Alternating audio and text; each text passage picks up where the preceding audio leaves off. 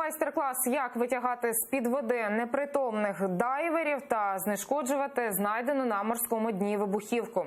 Таке показували в Одесі водолази зі США, Латвії, Румунії, Великої Британії, Грузії та України.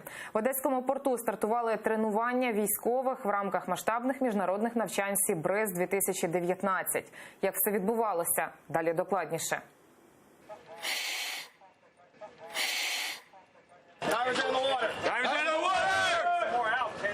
Перший день масштабних міжнародних військових навчань «Сібриз-2019». Одеський порт. У гру вступають американські водолази. У повній екіпіровці вони занурюються у Чорне море. За кілька хвилин на поверхню піднімуть дайвера. За легендою, пірнувши у воду, він втратив свідомість. Човном його доправлять на берег, а там дайвера вже чекає бригада медиків.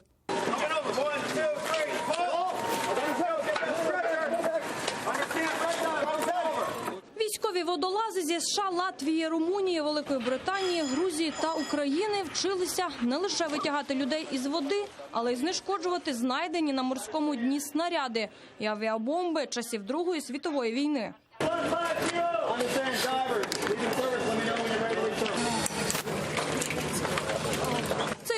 Однаково добре вміє шукати вибухівку і на суші, і під водою. На цьогорічний Сібриз його привезли водолази зі Сполучених Штатів і пообіцяли навчити українських колег тонкощам зварювання металу просто під водою.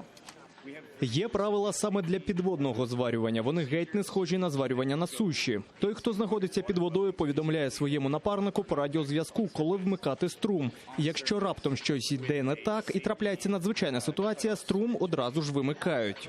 Вже завтра водолази із країн-учасниць цьогорічного Сібрізу спробують американських роботів у дії. За планом військові вийдуть у відкрите море. І вже там, на малих глибинах, вчитимуться розміновувати вибухівку. Тетяна Солій, Заман, АТР.